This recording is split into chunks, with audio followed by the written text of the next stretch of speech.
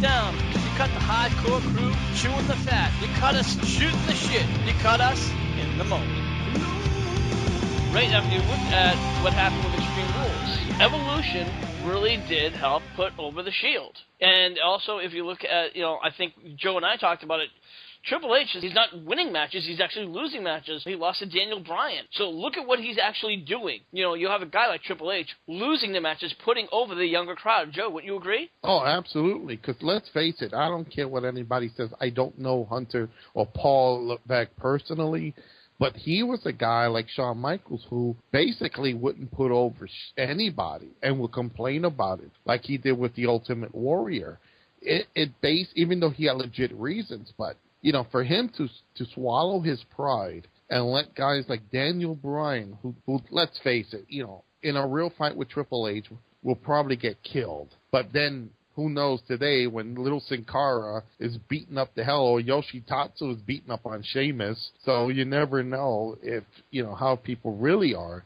But the point is, Hunter would never put anybody over. For him to put the Shield over, for Randy Orton to be okay at putting the Shield over, for them to put Daniel Bryan over, that's a positive step. And for them to try new ideas with the Divas division and tag teams and all that, finally, I think all the gripes and complaining we've been doing, Triple H is finally waking up and listening to stuff.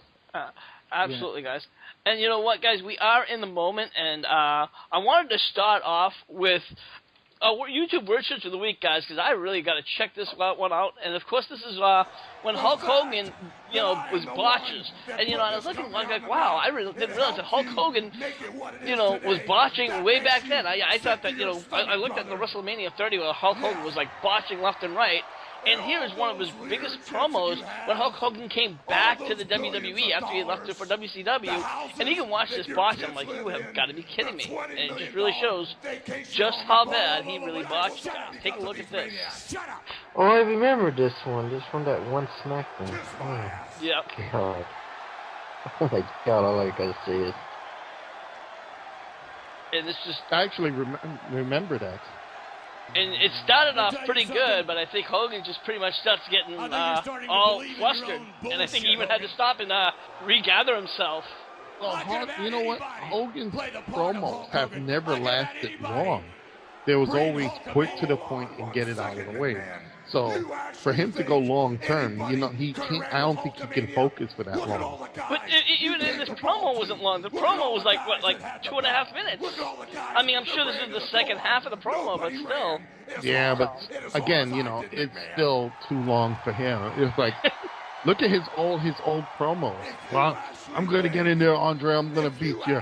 And Hulkamania is running wild, brother. And that's it. He usually says a couple of sentences, and that's it. I was getting quite into it, and then all of a sudden, the so-called actor, Terry Below, or whatever he wants to call himself, Hulk Hogan, just flummoxed his words. I've not seen that before, and I just found it so pathetic. Absolutely so pathetic. I think Hogan, the problem with him, I wouldn't say he can't act. I think Hogan's problem is he can't go do on the seat of his pants promos sometimes, because that's what he was trying to do. It sounded like he was trying to do stuff like on the seat of his pants, and that's where really things kind of really went downhill. Yeah, he can't think on his feet quick enough. It was getting through his head quicker than it was coming out of his mouth, and you could tell. Like if they would have given him a script beforehand and let him read through it, the promo would have came out better. But then the problem with reading a script is you don't really have the passion in it. You just and Vince, I hate you, you hate me, blah blah. It sounds so bland. Yeah, you should. Yeah. There should be some kind of ground rule. This is what I want you to say, but say it in your own words. It always sounds more fuller, for the want of a better term. It always sounds better if you phrase it your own way than if you read it off auto cues and crib cards and call them what you will, because you can just tell then someone's reading it, and that's why if CM Punk sort of did his pipe bomb and you could tell it was reading, it was scripted, it wouldn't have had the same effect. Because we still don't know to this day if that was true, kayfabe, a shoot. We don't know. And they're not going to say one way or the other whether it was or it wasn't. Yeah. If you believe the documentary, then it was absolutely 100% true. But then again, the documentary was a WWE documentary, so again, how far can that really go? You really don't know again. So it's just one of those things you're gonna want to believe if you want to believe. So we're moving on to our next segment, which is the WWE wrestlers who could be champion for 2014. Now, we know that right now that Daniel Bryan is champion.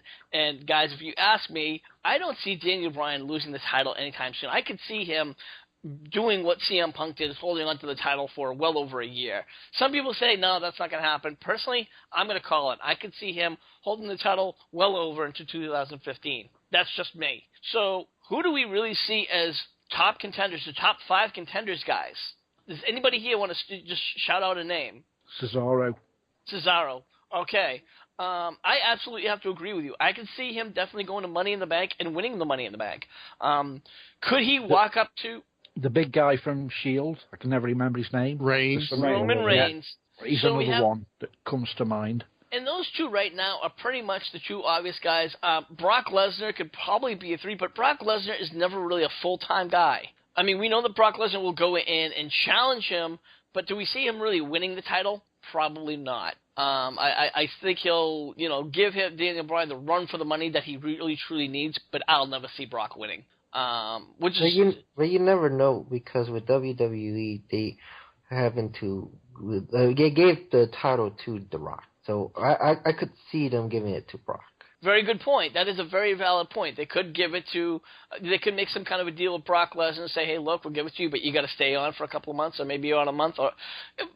But Brock was also doing a lot of movie deals. He was also bringing out in celebrity. He was also in the limelight. Brock doesn't really go on the limelight. He kind of just does his matches, and he kind of just goes out into nowhere. He goes out into his farm. You don't see him.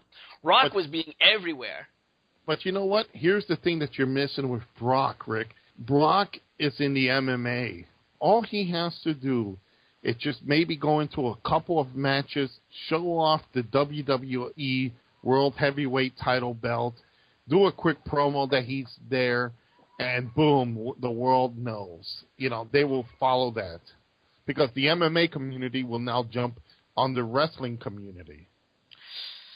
Yeah, but who's that really going to push? Is that going to push the WWE, or is it going to push Brock? It'll push the WWE. You got to remember, at any time look at Batista. Did they bring Batista back because his outrage, due to his great skills in the ring, his excellent promos? No, they brought him back because, 1, he's a former wrestler for them. 2, they can promote a movie with him. So if you see Batista out in the movies, oh, that's that WWE guy. Let's see what he's doing in WWE today. Click. Now, as much as I hate to say it, as much as I totally disagree with it, yeah, he could be a contender. Could he be? He should. I mean, that's why they wanted to put him in the Royal Rumble for the winner to be in the main match. Now, do I think he should win it? No, I think we should be. Now you're getting to already. We're down to like 4 guys. But we haven't really seen anybody, aside from the first 2, the second 2 really aren't too really appealing. Would you agree, guys? I mean, do you see Brock and Batista honestly winning the title within 2014? No. I can tell you, let me chime this in real quick. The only reason they won't win the title, but they will give Daniel Bryan a hell of a beating. And that's what he needs. He needs someone to give him that strong beating. We're very limited on roster-wise because there isn't anybody. Cesaro, Reigns. You can stop right there with new talent. Everybody else, it's not ready. I would throw Barrett in there because he hasn't held a world title match yet or held the world title. And, that would work because, you have 2 NXT winners who started out as NXT together. That would be a great story. You know what I mean? They both had their little pits and, their wins and their losses. They had their different roads. Of course, Bryan won a couple of world titles, but he lost, he had a couple of, big losses as well. could if you went on, not even the Money in the Bank, you just walk up and say, look, I'm the Intercontinental Championship. This title once meant this was a stepping stone to that title. I want a shot. And I think that's what they should do, but they haven't done that. Another person who I think would be a great person, Sheamus. Now, I know we heard about the reports about Sheamus getting his ass kicked by Hunico, which is played by Sin Cara, too.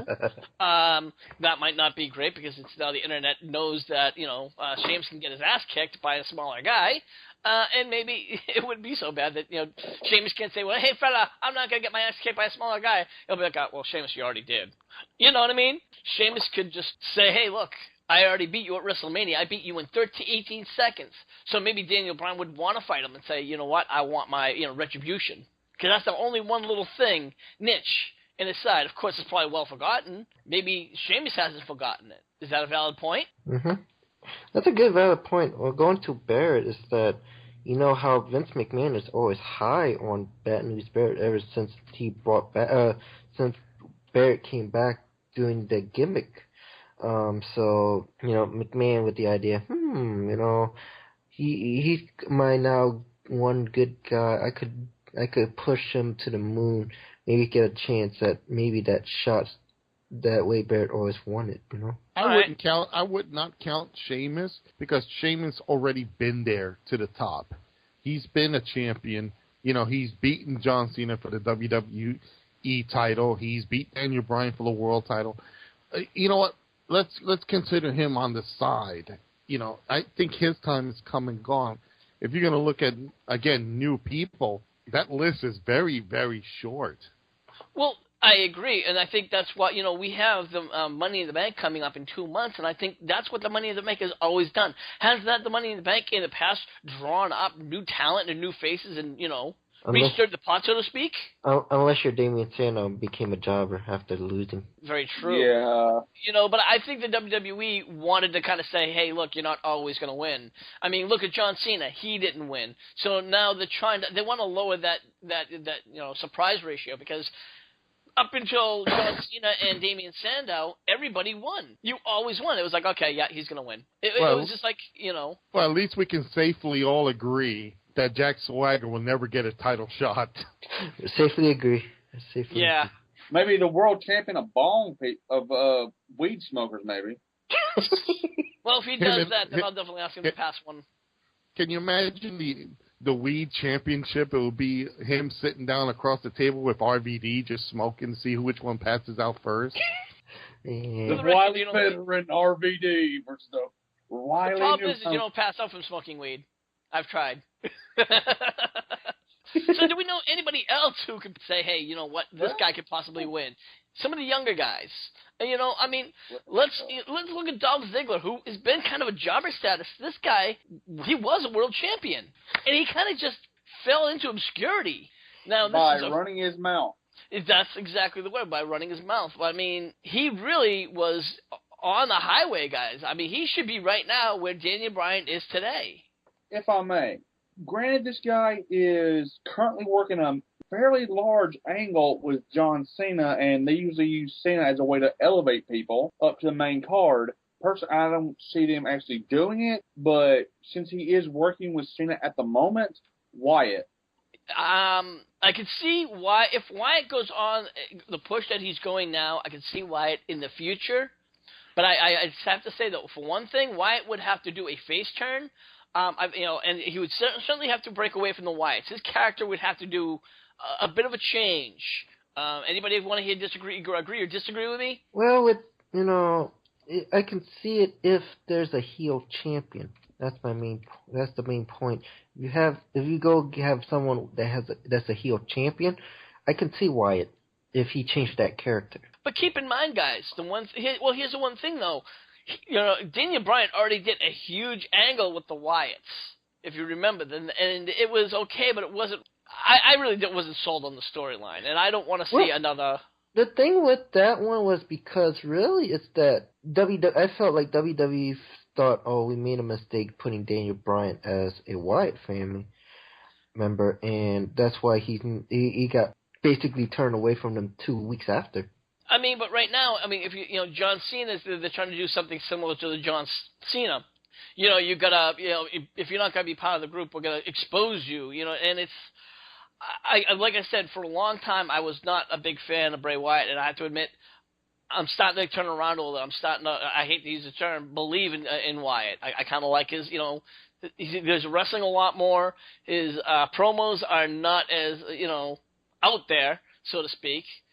And I'm starting to like him a little bit. I don't know if people in the panel want to say, yeah, I like him or dislike him. Hey, I've always been a fan of Bray Wyatt. Okay. All I can say is, after watching the pay-per-view the other night, I just think the guy's as green as grass. How many people moan? Yeah, this is a John Cena mark here. People moan about the amount of no moves that John Cena has. I'm sorry, I could count Bray Wyatt's on one finger. He hasn't got anything. He hasn't got jack. That match is one of the suckiest cage matches in history. And you know what, folks? We will be talking about that match and other matches in our main show when we do our highs and lows on our Hardcore Wrestling Radio. So all it does is, I mean, what was all that little kid comes down to the ring and starts singing that thing, and John Cena craps his pants? What was all that about? Again, they're trying to get in scenes. It's the mind games. Well, you know what? While we're talking about gimmicks and everything, let's get on to our next subject, which is the gimmicks. We got good gimmicks gone bad and other gimmicks that just never really had a chance, guys. Let's take a look at Kofi Kingston. We were actually talking about this the other night, guys. We had a great conversation about all these kind of gimmicks and all these characters that really just could have done something, and they just kind of never really went anywhere. Kofi Kingston started off in the WWE, and he had this great career, and he kind of just went off into Job Squad land. What do you kind of think happened with him? Kofi, he's a good one. I feel like he could have, been a contender for the title, for the world title, should they not have unified it. But right now, it's just WWE being WWE. I think it's the WWE being prejudiced again, as per usual, because they tend to go for the Afro-Caribbeans who are jacked up, like Big E, or all the other guys that were big. They don't seem to go for the smaller coloured chaps. I've probably upset a lot of people by saying that word again. I wish I hadn't said it now, but I just think it's the WWE being prejudiced. I really do. All right. Bay, you were about to say something? Yeah, I'm just going to make this to the point. I know I haven't said much here in the segment, but I was just thinking, like James said, WWE is just being WWE. Kofi should have had this push some time ago, and now he's going to jobber status, and we wonder why WWE Creative is doing the stuff that they're doing, and it's just purely sad. And we look at it from a guy who does acrobatic stuff, and now he's advertising WWE Network. It's like, did he piss off somebody in the back? We don't know, but they could do more with him. But overall, this is a damn shame. Yeah, I have to agree with you, especially with a lot what he's done in the Royal Rumble. He came close to winning a lot of matches in the Royal Rumble with all the acrobatics, and then it's just like, okay, he did this great acrobatic match, spot, and then bang, we're just going to just throw you out right after that. And it's just like he's never gone anywhere. A few Intercontinental title matches, and then he gets his ass kicked by another guy who I don't think is really going to go anywhere, Rusev. Now, Joe, you and I were talking about Rusev, this guy who's this big monster who's just plowing through people. And we know that we don't see him going anywhere. We see him doing what they did with Ryback, what they did with Curtis Axel, who are, again, now pretty much on the Job Squad. They pushed him to close to the WWE title, and we think that eventually they're just going to just drop him down to Job Squad. Joe, wouldn't you agree? Oh, absolutely. Nikolai Volkov 2K14, that's what I call him now. He will never get past mid-card status. He's just the guy to beat up the jobbers. The only thing going for the guy that he has Lana in his corner. If they wanted to play the big bad Russian, I'm sorry, and I'm going to repeat this, they need Vladimir Koloff back. They need the guy to be buffed, built, and ready to go. Rusev, he's just a joke. They really have nothing for him. He's the type of guy that, leave him where he is. Just put him back on NXT and let him crush some of the competition there, because that's the best he's going to get. Now, Let's talk about another gimmick, guys, that's really been kind of just all over the fucking map. Kane. Now, when Kane first came in, he was this really big dominant. He was almost as dominant as his brother, The Undertaker. He was really just, nobody could fuck with Kane. And, he was pretty much, he was just, like I said, he was a shadow to his brother, beating up everybody. And then all of a sudden, the mask came off and he went right downhill from there. It was like, that was it.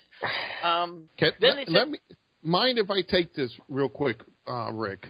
Go ahead. When it comes to Kane was, like you said, he was great when he first came in. He had the outfit, he had the mask, he had the flames. I mean, this was a guy that next to The Undertaker could put fear into a whole bunch of wrestlers. When you heard that music and the explosive fire, you know someone was getting a beating. And over the course of his time, they took the mask off. They put it back on him when they saw it wasn't going well. They took it off to put him as Corporate Kane.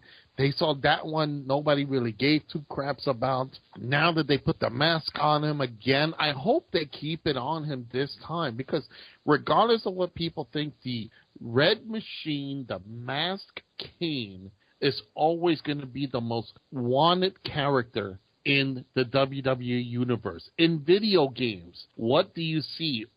They offer you when you're going to play the character, you can play the character as the unmasked Kane. But what do? They offer, you can unlock the Mask Kane gimmicks.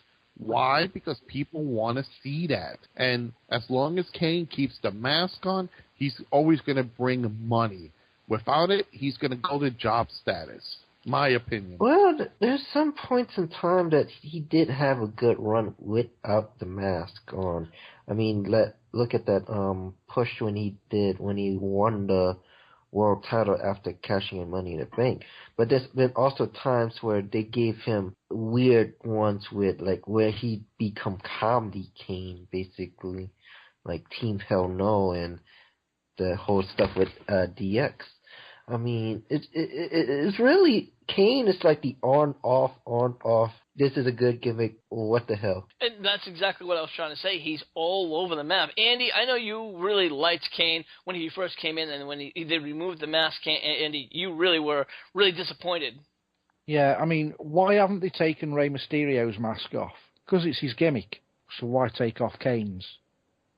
He should have if they took his mask off, they should have ended his career within a matter of months, so we could have put a face to who although if you're in wrestling and you understand it, you know exactly who it was, Isaac Yankem.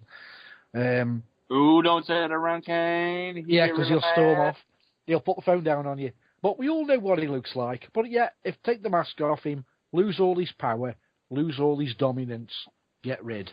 But to take his mask off, take the mickey out of him, make his character worthless, and then put him as the I can beat anybody Kane, doesn't work. They've tried it too many times with him, and it just doesn't wash. It's like Mark Henry. Mark Henry wins the World Championship. He goes back to jobber status.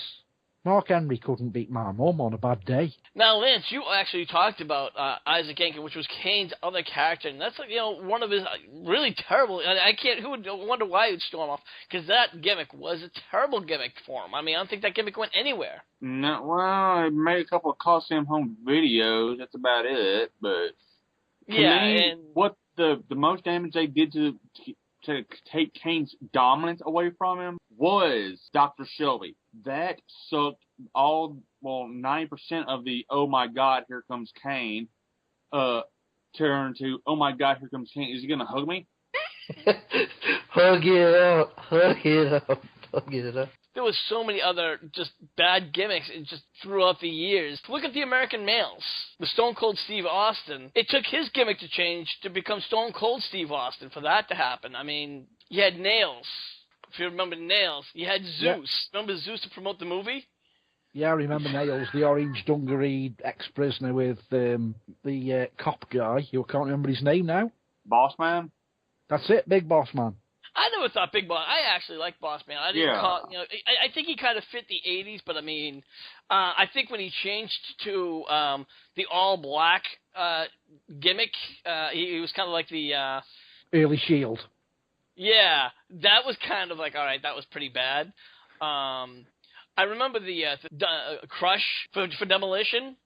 I didn't think that really helped the tag team at all. Crush. Yeah. Before he went to jail. Yeah. And then, of course, he had, like, LOD 2K 2000. That was bad. That was just really, really bad. Well, With Aiden Wright. all LOD 2000 was them in new tights and their old school face paint. Before they went with the face paint they went with before. Well, Yeah. and Sonny in their corner. Back then, you'd actually want in your corner. Now, not with a 10-foot pole. But let's get back to some of the modern gimmicks that just, we're good. They just kind of sunk down. Let's look at Drew McIntyre. Drew McIntyre, he was supposed to be WWE's new Golden Boy, or one of the many that just kind of sucked. When they came in, he was really on the highway to, everybody thought that he was going to be the new It. He was going to be the new winner. I actually thought one day he was going to be the WWE champion. And look where he is now, stuck at 3MB. Andy, your thoughts? I think the reason why he hasn't gone any further, he looks the part. He's a good substitute in a way for William Regal, but he's Scottish. Nobody could understand. Even English people can't understand Scottish people. No, the reason why is because he got beat up by Terrence Terrell. Yep. And Joe, I want to ask you a question. As a promoter, do you really think the fact that, he got beat up by a woman X amount of years ago is really going to hurt his career? You know what? Everybody always remembers the most ridiculous things. And unfortunately, that's going to haunt him for the rest of his career. Let me bring up a name that got beaten up by a woman. Mark Merrow. Anybody remember Mark Merrow? Sable's ex-husband.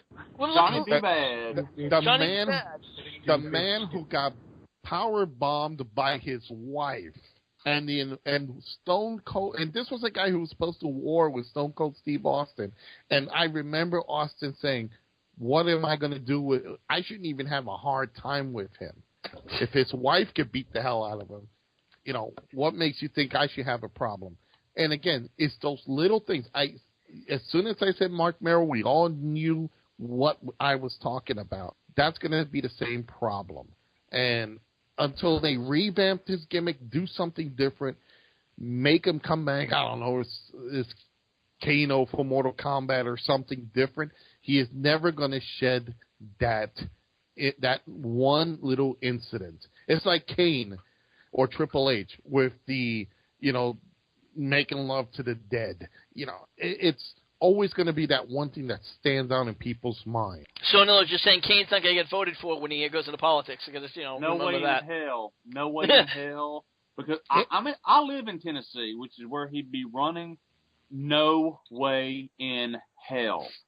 But you know what? Here's the thing, and I study a lot of politics. Here's the thing. Whatever he is an entertainer, regardless of what his television character has done, it's not going to reflect on his real life character.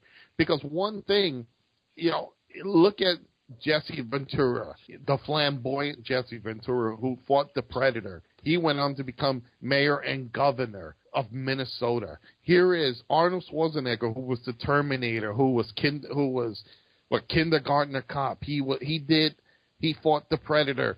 He was a guy that was gunning people down. And what? The man can't even say California. He says it California. Yeah, there you go. He can't even say it yet. He's voted in, not because of what he did in the movies or what his character did. He got voted because he actually got voted because he is Arnold Schwarzenegger. Kane, if he can present an intelligent, here's the thing, many people underestimate professional wrestlers. Jesse Ventura is the most intelligent individual I've ever seen outside of the wrestling circle. Kane is the same thing. So don't be surprised that he can actually win a couple of arguments. It's, you know, when it comes to Drew McIntyre, I think the kid needs a whole new redone. All right. Do you know who I think Drew McIntyre sort of strikes me of?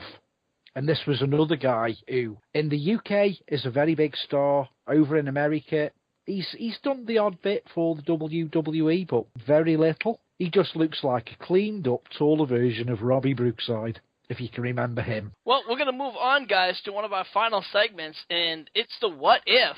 And, James, we're going to kick that over to you. All right, this is a new segment that we're trying out here on HWR in the moment. This is the What If. I bring up a scenario of stuff, and we change it up to basically what if this thing other happened. So today's what if for this week is, what if Hulkamania never ran wild? Where would the WWE be, and who would be where Hogan was? Who would have been that person where Hogan?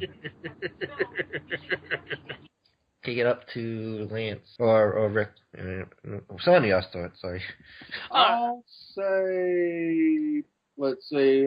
We talked about this earlier, but I'll go. What the hell? Snuka. Well, you know what? I don't really think that Snuka really is as great as he was, as much as a following he had.